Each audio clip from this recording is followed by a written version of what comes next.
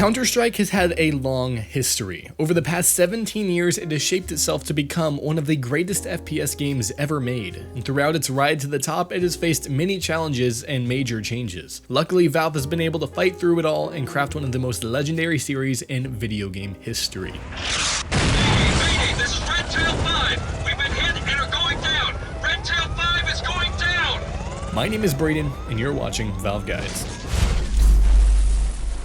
This video is brought to you by CSGO Empire, today's leading site for fun CSGO gambling and entertainment. It is one of the safest and most convenient places to play. You deposit your skins and place bets on which of the 3 coins you think will win. Build up your numbers and withdraw better skins than you started out with. Check out the link in the description below for more details. Counter-Strike's history is riddled with successes and mishaps. Fortunately for us, Valve has stood the test of time and it is still one of the most played PC games of all time. From what originally started as a mod for Half-Life to a game with millions on the line at a professional esports major, CS has lived it all.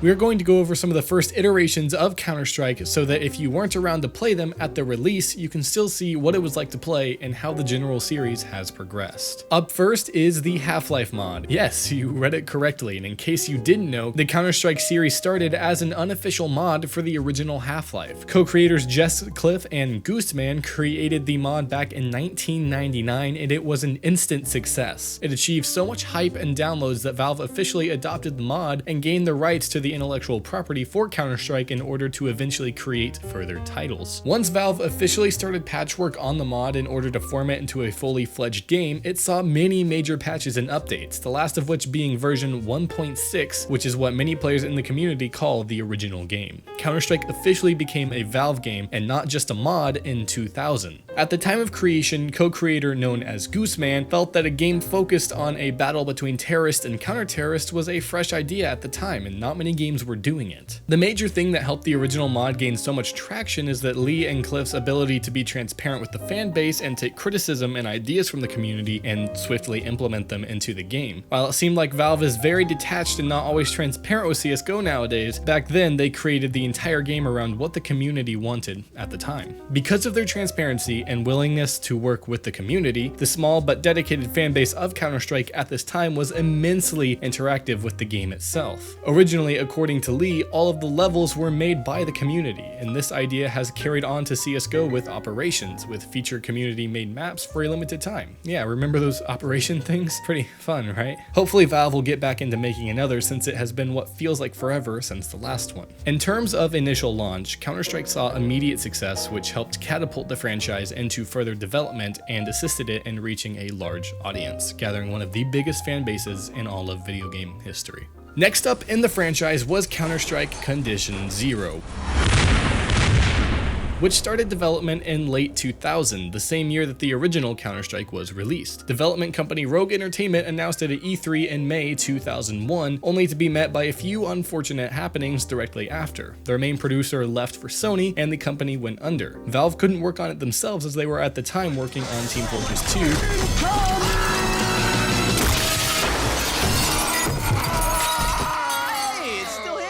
Another one of the very successful series that Valve has produced, and they needed another studio to begin work on the franchise. Gearbox Software, the creators of Borderlands, were given the task of creating a follow-up to the breakout hit that was Counter-Strike. Even they missed the development deadline in late 2002, and the game was passed on to Ritual Entertainment. They threw most of the previous development away and created a single-player experience with 20 random missions. Upon release of this, it garnered very split reviews, seeing an average score of 6 out of 10. Valve then saw this as a threat to the franchise, so they passed on further development to Turtle Rock Studios, who were able to include a new and improved bot AI. The game was finally released in 2004 after many delays and setbacks. The final version included what seemed like a Gearbox version of the game, as well as 12 single-player missions created by Ritual, which were released separately in a game called Counter-Strike Condition Zero Deleted Scenes. Even after 3 studio shifts and 4 long years of development, the game still couldn't meet the high standards set by the first first game, the issue was that it felt very out of date upon release, with it being worked on for so long. The period of 2000 to 2004 in the gaming world brought many graphical and gameplay changes, and Condition Zero just didn't meet the standards of games of that era. Condition Zero received very mixed reviews and only netted a score of 65 on Metacritic. The franchise at this point seemed to be losing its initial hype, and the fan base began to lose hope. With the long-awaited release of Condition Zero and the lackluster reviews of the game fresh in their minds, people started to lose hope in Counter-Strike as a whole. The next game in the franchise, Source, was released next. Source became a fan favorite in the series and helped CS regain its status as one of the best shooters on the planet. But hey, we're not going to get into that until next episode, so make sure to stay tuned. Howdy, thank you for staying until the end of the video. We are going to do a few bets on here, sponsored by CSGO Empire.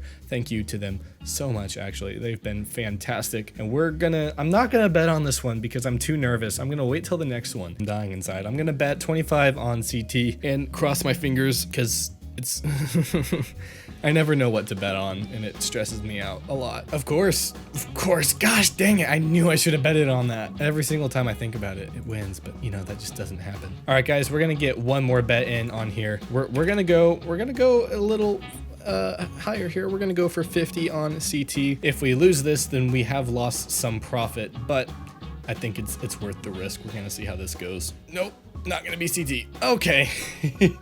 Well, we did lose a bit of money on this one, guys, but that happens. It happens a lot. We've made 200 in profit since we started, so I'm not too angry about that. Thank you so much for staying until the end of the video, and thank you to CSGO Empire for making it possible. That does it for today's video, guys. If you enjoyed some history on Counter-Strike, make sure to leave a like and also subscribe to stay fresh on everything Counter-Strike and Valve. Special thanks to Cruxel for writing this video. He is one of our new writers in Ultra Guides, so make sure to show him some love. Go check out his channel, link in the description below. Thank you so much for staying until the end of the video, guys. If you're around and have any fond memories of 1.6 or Condition Zero, leave a comment. As always, it's been a blast. My name is Braedon, and I will see you in the next video.